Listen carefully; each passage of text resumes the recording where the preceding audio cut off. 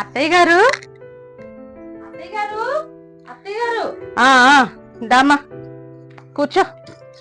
అత్తయ్య గారు జీతం అందింది అత్తయ్య. సరే గాని ఇలా కూర్చో. నువ్వు జీతం పెళ్ళైన దగ్గర నుంచి చూస్తున్నాను, ఎప్పుడు తీసుకొచ్చి నాకో మా అబ్బాయికో ఇచ్చేస్తున్నావు గానీ మీ అమ్మకి ఏమైనా పంపుతున్నావా? లేదు అత్తయ్య, అమ్మ పెళ్ళయిన దగ్గర నుంచి మీ అత్తగారికి గాని మీ ఆయనకి గాని ఇచ్చి నాకు ఇవ్వకూడదు అలాగా నన్నేశారు అత్తయ్య. అంతే కదా, అయినా ఎప్పుడు మీరు అలా అడగలేదు కదా.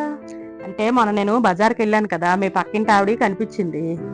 ఎక్కడో అందరూ ఆ వీధిలో వాళ్ళందరూ కలిపి యాత్రకి వెళ్తున్నారట.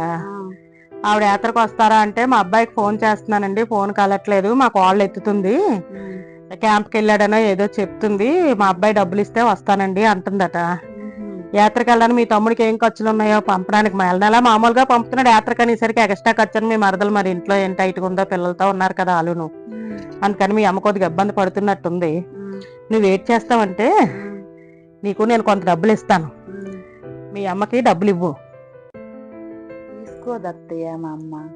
అప్పుడు నేను చెప్పినట్టు చెయ్యాలి, నువ్వు వెయిట్ చేస్తావంటే. నువ్వు ఇచ్చినట్టు కాకుండా ఇలా ఆఫీస్ దగ్గరికి తమ్ముడు ఏదో పని మీద వచ్చి నాకు కలిసాడమ్మా, నువ్వేదో యాత్రకు వెళ్తానని చెప్పిందట మా ఆవిడకి ఫోన్ చేసి, ఈ డబ్బులు అమ్మకి ఇచ్చి అక్క నాకు టైం లేదు తర్వాత వచ్చి అమ్మని కలుస్తానని అన్నాడు అని చెప్పేసి నువ్వు మీ అమ్మకి ఆ యాత్రకు సరిపడా డబ్బులు నేను ఆవిడకి ఫోన్ చేసి కనుక్కుంటాను ఇచ్చి పట్టుకెళ్ళి ఇచ్చేసి, దాంతో పాటు ఒక 1000-2000 ఎగస్ట్రా అమ్మ నేను కూడా వాళ్ళ యాత్రకు వెళ్తున్నావు కదా ఏదో కొనుక్కో అని చెప్పి ఇవ్వు.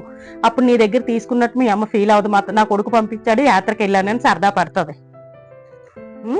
ఈ నెలకి ఏం చేస్తావంటే ఈ డబ్బులు అలా మీ అమ్మకు పట్టుకెళ్ళి ఇచ్చేసి అలా మీ తమ్ముడు ఇచ్చాడని చెప్పేసి మీ అమ్మకు కవర్ చేసి, నువ్వు ఇచ్చావని చెప్పకు, తీసుకో, తెలియదులే మీ అమ్మకు, ఆవిడే కాస్త సరదా పడుతుంది.